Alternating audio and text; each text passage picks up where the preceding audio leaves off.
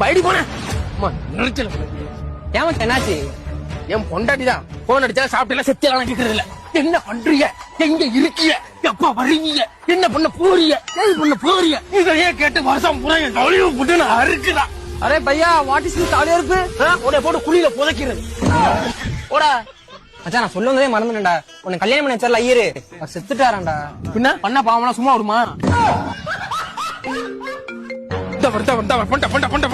பாரு, 5 நிமிஷம் அப்படி நான் சந்தோஷமா இருந்துடக்கூடாது.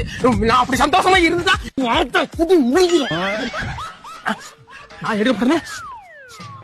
நான் எடுக்க மாட்டேன்டா, எடுக்க மாட்டேன்டா. டேய், இங்கே போன் வருதுடா. ஆமாமா, நான் உனக்கு நெக்லஸ் வாங்குற விஷயமா நான் இதை பேசிக்கிட்டு இருக்கிறேன். வாங்கிட்டு வர்றேன். சரி சரி சரி.